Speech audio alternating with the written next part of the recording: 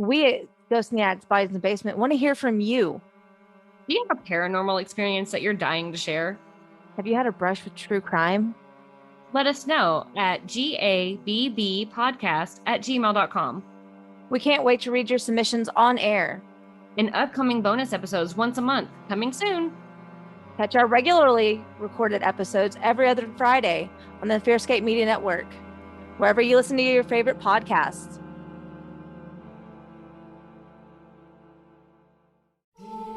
Fearscape Media Network, exploring the unknown, one podcast at a time.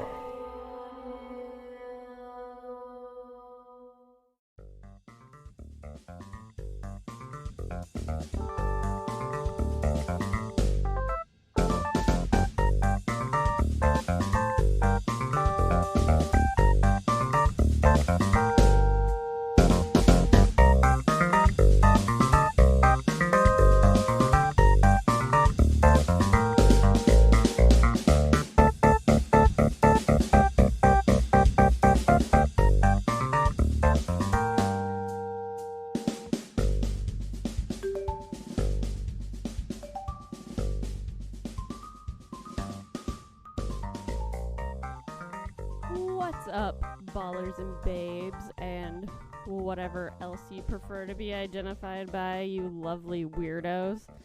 This is Genevieve Letterman, and you're listening to Wishful Drinking and Binge Thinking. Yeah, I said that title right. Okay. Had to think about it for a second. I am several glasses of wine deep.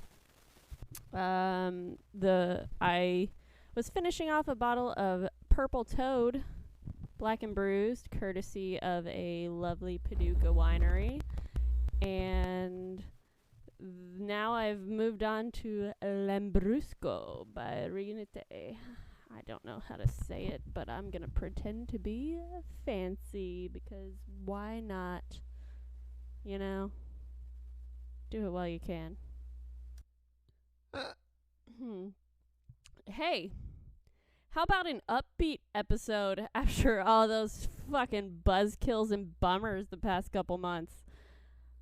And I don't mean bummers the way that, like, British people use bummer. I'm gonna talk today about confidence and assertiveness and being a goddamn badass. Because why shouldn't you be? Like, life's too short to be a passive little dickhole. So, you know, grab life by the fucking horns and do the damn thing, and all of the ridiculous self-help bullshit you hear all the time that actually kind of has a point, but you don't really want to admit it because only douchebags tout it. Except maybe Mark Manson. He's an actual douchebag, but, like, is sincere about being a douchebag, so I think that makes it less douchebaggy. Anyway, look into him if you haven't. He's a cool dude. Ever heard of The Subtle Art of Not Giving a Fuck? That's that guy. Yeah, today, let's just get fun with it, because fuck, why not? Hey, so are you like a passive little bitch who lets people walk all over you and tries to people please all the time? Or maybe you're passive aggressive, where confronting someone scares the bejesus out of you. So as a passive aggressive little dill hole, you just leave little post-it notes on people's shit like, "Hey, coworker, I let you borrow my pen last week and you didn't give it back. Can you maybe try to find it and give that back for me? Thanks, your loving coworker, Stacy." Or are you just an aggressive douchebag? Like, you confront everyone about everything, even when it doesn't matter at all, because you can't control your emotions and you're a stupid jerk? Yeah, so there's lots of ways to not be good at handling shit, and those are some. But there's a lovely little word called assertiveness that if you do it, like, benefits you. And the problem with assertiveness is that it usually starts with confidence. So all of those anxious motherfuckers are out there are like, how the fuck do I be confident in a confrontational situation, especially, or like in general? How does one be confident? And fuck, that's a good question. But like, some people just have it and some people don't, and like have to work for it. So what can we learn from the people that just have it? I'm glad you asked, everyone, because I just kind of have it, and I can tell you what's up with my life so you can copy and relate, maybe. Just kidding. That's what a douchebag thing to say. I'm a douchebag. But that's okay. I own it. I don't give a shit. You know why? 'Cause I'm confident. What a catch-22 that is. Am I using that right? I don't know. There's wine involved. So let's discuss this whole concept of confidence and assertiveness and how it can benefit your lifestyle. For just $9.99 a month, you too can be confident. Or like for free. Whatever. I think we should break this down into what makes someone confident. Let's discuss. Okay, so there's all kinds of self-help bullshit out there about how to be confident. There are people that tell you to fake it until you make it. Or there are people that tell you, you know, you have to expose yourself to what you're afraid of. Like, it's fucking exposure therapy. Like, someone who's afraid of snakes that first has to look at a picture of a worm and then a picture of a snake and then touch a worm and then touch a snake. Like, you can't just step up into confidence like that. Or maybe you can. I don't know. There are so many different ways to go about having confidence. But the biggest thing, I think, is that you have to not be afraid of failure. You have to be okay with who you are. So acceptance of yourself and the world around you is what makes you confident. Knowing that, you know, there's no special meaning to things, and separating yourself from all of those thoughts, like the what ifs and, you know, the worst possible case scenario. People are kind of onto something with exposure, because if you put yourself in situations you're afraid of and you fail, you realize that when you fail, nothing fucking bad happens. You're not dead. The world didn't end. You just didn't get what you want. And you move on. And I think when you get used to that failure and acceptance, you start to be more confident in yourself. So don't be afraid to take risks. And if you are afraid to take risks, fucking do it anyway, even though there's fear. Because that fear will fade once you take that step forward. You're like, oh my God, I'm so anxious and afraid. How do I even take that step forward? Like, think of the worst possible case scenario. What would happen if you did that thing? Would you die a gruesome death? Or would your child or spouse or something? Like, what the fuck do you think is going to happen if you take a risk and it doesn't pan out? Shit. Things aren't as live or die as we think they are. So once you start getting into that mindset, you start to have a little more confidence. Because shit doesn't matter as much as we think it does.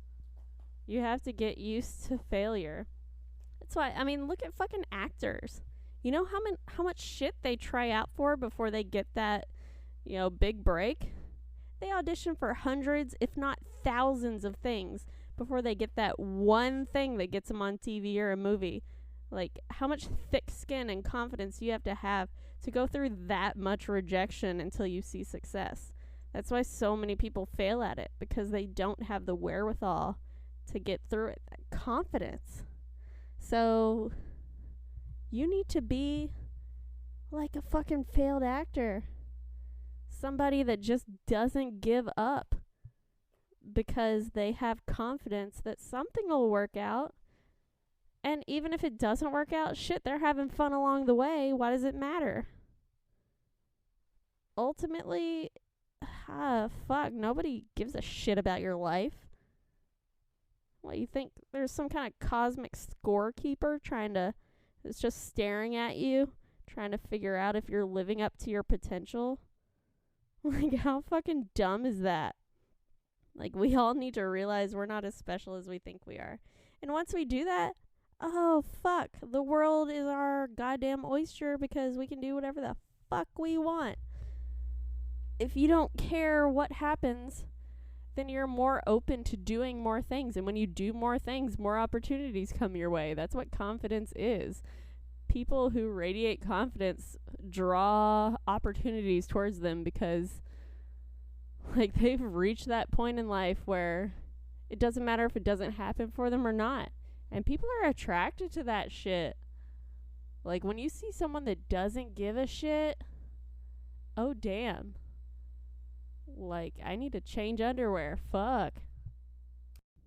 Anyway, if you're the type of person that needs, like, a very specific pathway to follow to achieve all of these, like, I don't know, almost unattainable style things, then I guess I've got an answer for you, or at least one way to try to do that. So, first of all, start with the self-esteem. Do those positive affirmations for self-esteem and, you know, just your rights as a human, you know. If you have to fucking Ted Lasso that shit and put a post-it note on your bathroom mirror that you see every morning that says, believe, fucking do it. Like, quit fucking around. Like, take the step. Make sure that you're trying to eliminate as much negative self-talk as possible. When you tell yourself you're a stupid idiot, you're just labeling yourself. Why? When you put a label on yourself, you start to believe it's true. So anytime you recognize that you're saying anything negative internally about yourself, fucking stop it and replace it with a positive thought. Like, oh, I'm an idiot. No, I can't be an idiot. I did this the other day that proves I'm kind of smart. If you don't have any proof and you are kind of dumb, well, shit. Say something like, I'm a good person. I do nice things for people. Shit, not everybody has everything, but you got something. Nobody's totally useless. Unless you're like a vegetable. That was mean. Anyway, self-esteem type shit. Like, accept the different parts of yourself. So we're all good at some things. We're all bad at some things. Maybe you just need to figure out what you're good and bad at so you can focus more attention on the things that you're good at and stop trying to be good at shit you're bad at. Like, accept you have limitations and move past it. Not everybody's good at everything. Shit. We're not all George Clooney. You also need to have good boundaries when you've got confidence. So, learning how to say no to people, that's a good way to stop being a passive people pleaser. You need to learn to ask for what you need or what you want and take care of yourself. And to not do things out of obligation, but because you want to. And, like, demand that people treat you as an equal. Confront people if you're not getting what you need from them at work or at home or wherever. You got to take responsibility for your own happiness. And you can't feel responsible for anyone else's happiness. When we try to please other people, we're focusing more on them than we are on us. And why should we? Everyone else is a fucking selfish dickwad. We should be selfish too, but like in a positive way. Know what you believe in. Know what you want to pursue and what you want to follow. Figure out what you're passionate about and do those things We feel less confident in ourselves when we do shit that we're not good at. And, like, why? Why do something if you suck balls at it? Like, there are people that will do that for you. Fuck, if I'm shitty at cleaning, but I'm good at being a psychologist, I just work really hard at being a psychologist, make enough money to hire a cleaner to clean my home because I suck at it. And I don't have to be not confident because I'm not good at keeping my home clean. This is a shitty example, but you know what I'm trying to say, right? Whatever. I'm all wine loopy. Actually, time out, break. I'm gonna get a refill. Peace out. No, hang on. I'll be right back. You won't even notice I'm gone.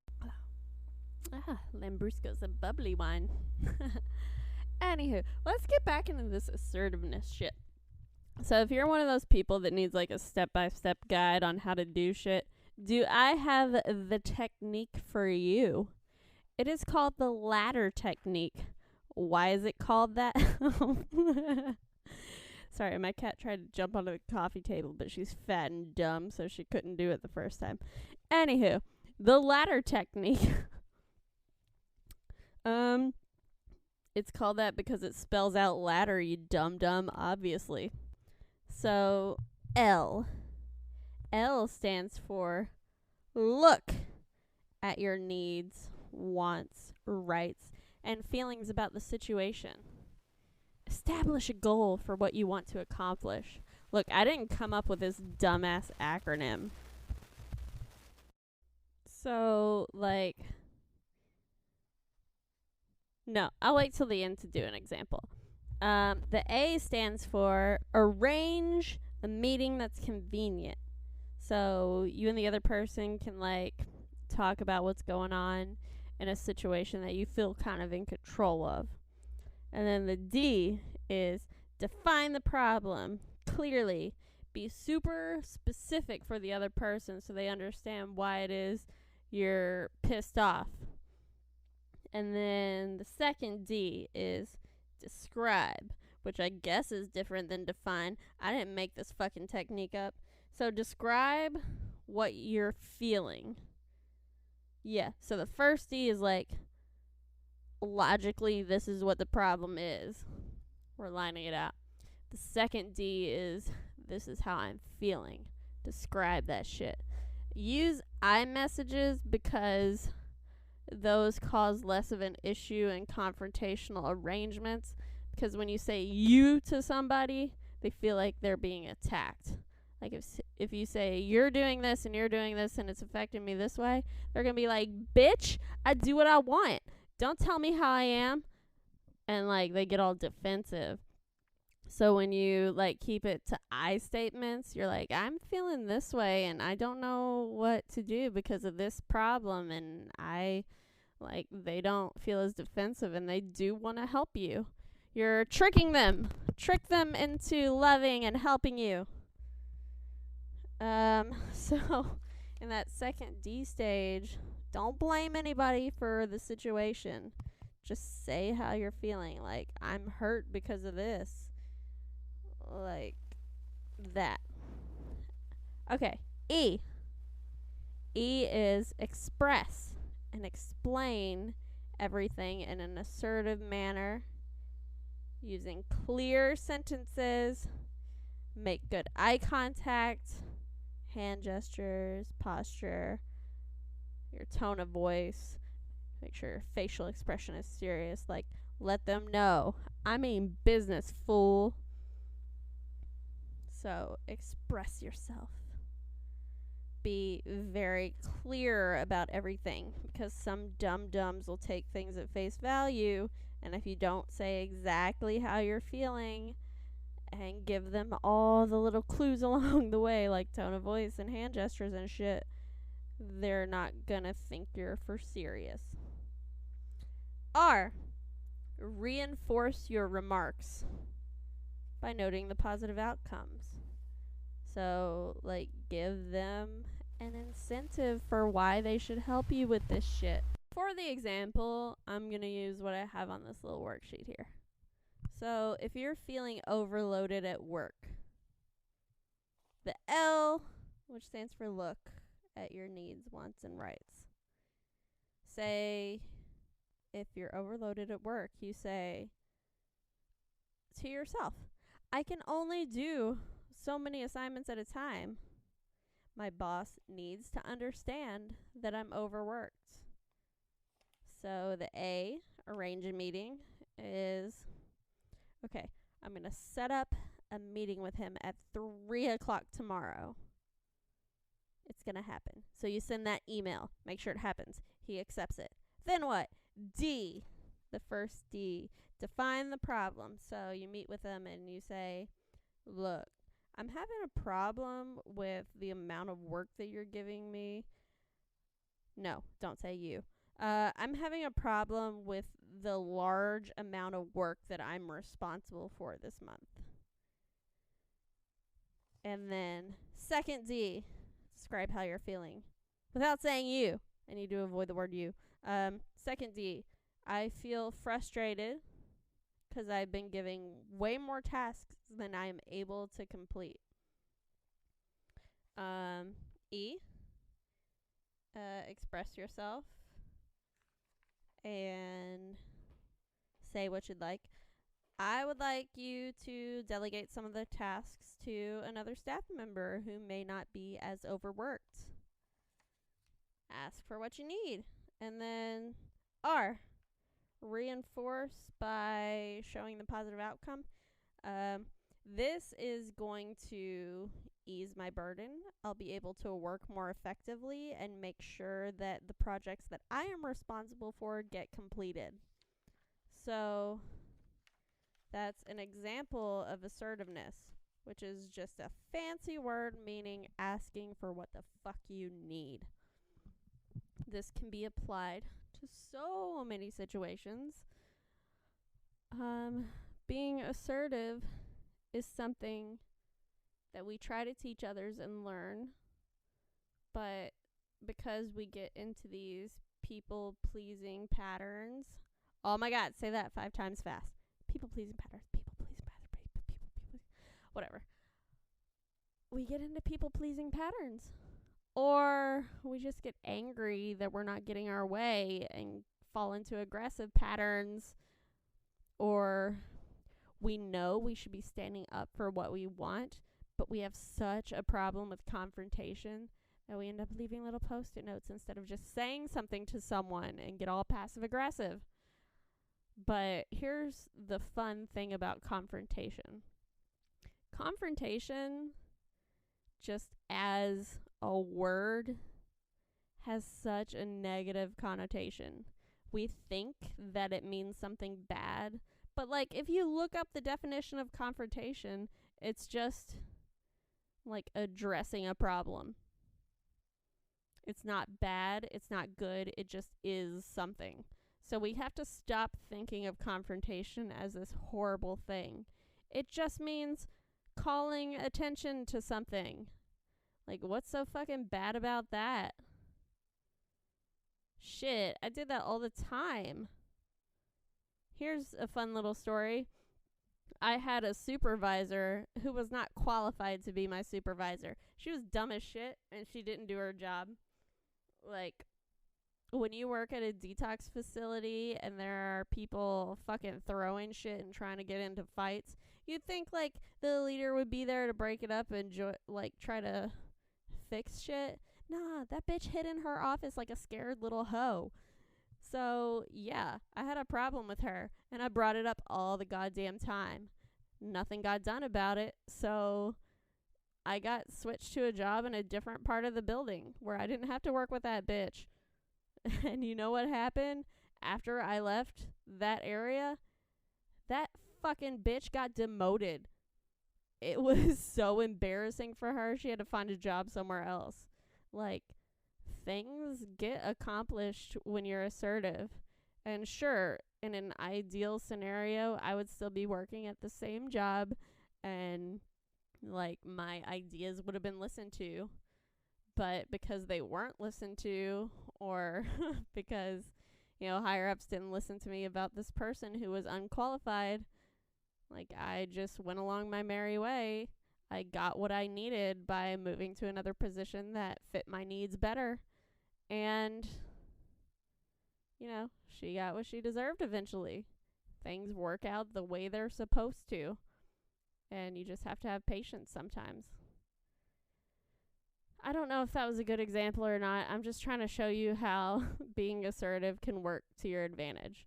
So in that situation, yeah, I made a little bit of a lateral move. It wasn't like I was moving up in the company. It was just to a different department. But I guess I got vindication by knowing that I was right in speaking my mind about this person, because she was eventually found to be incompetent and demoted. So, I don't know, some things you just got to speak up about because it feels right. Look, there's a lot of shit we can talk about with confidence, and, if you're interested in the brain and how it affects it, they've noticed that confidence comes from the prefrontal cortex, and some bitches at Dartmouth were like, oh, there's this thing called the frontostriatal pathway, and the stronger that is, the more confidence a person has. But whatever it is, it's not something that you're totally just born with. You can grow this. You can practice it and be better at it. It's not something that you just have or you don't. So if you're like, I'm not a confident person, I can never be confident. False. You absolutely can. You just have to fucking practice the values that you encourage. And that's what a lot of studies have shown, is that people who show higher levels of confidence tend to react more to things they have values about. So whatever your values are, figure out what your values are, and then just make sure you're living in accordance to those values, because your confidence will skyrocket if you're practicing what you preach. You can't tell people that you're super Christian and that you're waiting for marriage to have sex and then go around banging every dude in town. Then you'd feel like shit, right? So if you said that you were waiting till marriage and then didn't bang anybody, you'd feel like you were living up to your values and you would have higher confidence levels. That's a very obvious example, but it holds true to pretty much everything in life. If you have a value for a particular thing, you follow that value and you have confidence in yourself. So in my work example, I have respect for people I think deserve certain positions. So when I saw someone who didn't deserve a position and who was not doing it well, my value said that I should, God, it sounds bad, but not respect that person. I did not have respect for her. So I was able to speak out and say that I was uncomfortable with the way things were being led, and I didn't want to participate in that program if she was going to lead it in that particular way, which is to, hide and not do shit. So when you live your values, you have a higher confidence level. So maybe you should first try to figure out what your values are. If you don't know, maybe that's a question you need to ask yourself. And once you realize what they are, you can work towards being more confident by living those things out. So, if I thought alcohol was bad, then I would not be living my values right now, and I would feel pretty shitty about myself. But luckily, that's not a thing. Anywho, let's recap what we've talked about today. So, confidence comes from within. I think is pretty obvious. We didn't talk about that. I should talk about that. Don't fucking get your self-worth from outside of yourself. What are you? You like need other people to validate you? What the shit is that? Don't do that, you dumb. Confidence comes from within. It's a state of mind and not a thing you can achieve outside of yourself. So if you even think that doing shit for other people and just like catering to everyone else's need makes you a good, confident person, shut the fuck up. No, it doesn't. Cater to your own goddamn needs. And I'm not saying be selfish. I'm just saying, like, again, it has to do with your own values. I mean, if you value helping other people, help the shit out of them. Like, do whatever you need to do to feel like you're a good person, and then you'll feel confident. But if you need validation from someone else, oh, that's your first mistake, you dumb shit. Like, validation can only come within your own mind. No one else can make you feel good about who you are. Just like you cannot control anyone else and what they say or do or think or feel, they cannot control you unless you give them that power too. So you take that power away from anyone else, all that's left is you. You are in control of how you feel about you. Stop giving that power to other people, you dumb. God damn. Like, what, you feel like you need somebody to make your life worth living? No. Everyone's life is worth living on its own. Why do you need anyone else to tell you how to live it? You know what your values are, and if you don't, fucking figure it out. It's not that hard to learn. And once you learn it, live it.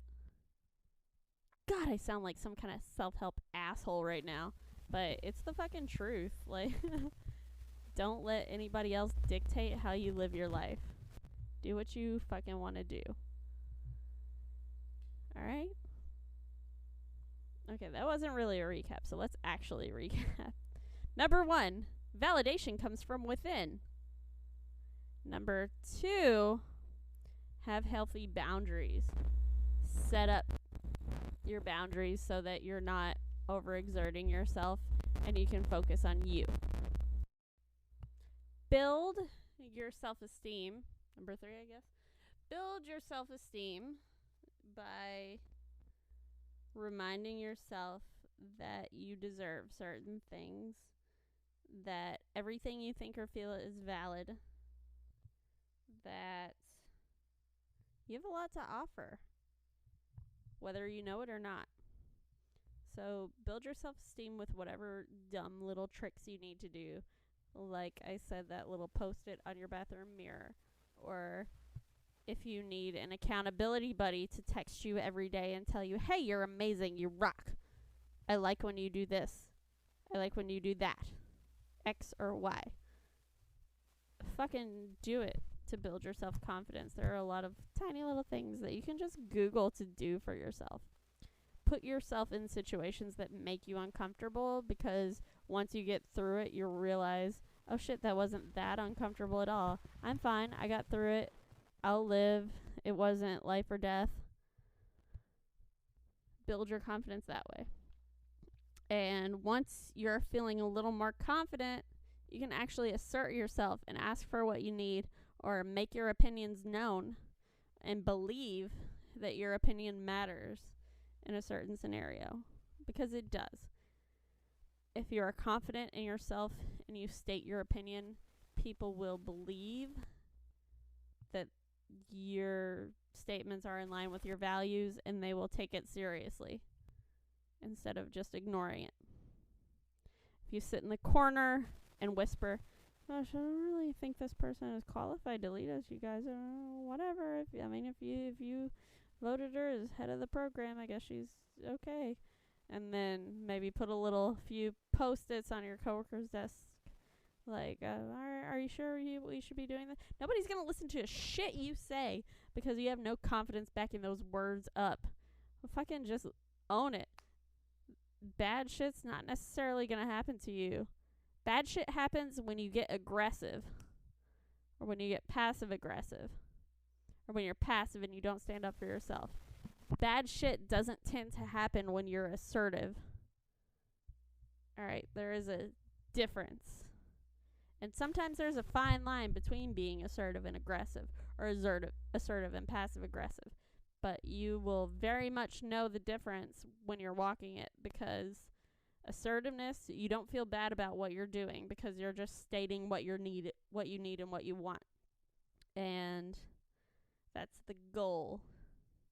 And I'm pretty sure there was an episode of SpongeBob that tried to get this across, unless I'm just bonkers. I think there was. Anyway, I guess my takeaway from this episode is there is absolutely nothing wrong with confrontation. We've been trained to believe as a society, for some fucking dumbass reason, probably so the people in power can stay in power, that we shouldn't state what we want or need. What the fuck is up with that? We have freedom of speech. We can say whatever the shit we want to say. And that's assertiveness. That's being confident and knowing what your values are and what you want, and trying to make sure that the things you do in your life line up with that. So if you need to say something at work, say it. What's the worst that's going to happen? Are they going to fire you? Fine. Then you don't work at a company anymore that doesn't line up with your values. You'll find another job. You'll land on your feet. Sometimes we think of the worst case scenario. We get into that snowballing mindset that I talked about in the first couple episodes, and we're like, oh my gosh, if I speak my mind, this will happen, and this will happen, and this will happen, and then I'll end up homeless, and I won't be able to blah, blah, blah, blah, blah. Nope. How often does that shit happen? When you ask yourself, what is the likelihood of this happening? It's usually less than 5%. Come on. So there is usually no harm in speaking your mind and being assertive. And if there is an incorrect time to do this, I have confidence that your gut will tell you, all right, maybe now's not the time. Because timing does help with things. So look, just stand for something. Don't just live life in a meaningless stupor. Have values. Live those values. I don't give a shit what those values are. If you value drinking blood and wearing face skin, fucking live the values of Hannibal Lecter. I don't give a shit as long as you truly believe those values and live them out. You're going to have all the confidence in the goddamn world, and you're not going to have a problem being assertive. So fucking do it. Okay? I want you all to have the confidence of a drunk person talking about psychology without doing any sort of background information or research before creating a podcast. Have that level of confidence. Go ahead, do it. What's the worst that could happen? I dare you. Anyway, this has been fun. I like talking to you guys. I like drinking wine. It's a good night. I'm probably gonna fall asleep soon. I would like to shout out Fearscape Media Network, my lovely little home distributor network, and to all of my lovely fans who are mostly American men between the ages of 28 and 34. I clearly have some kind of draw to that type. Anywho,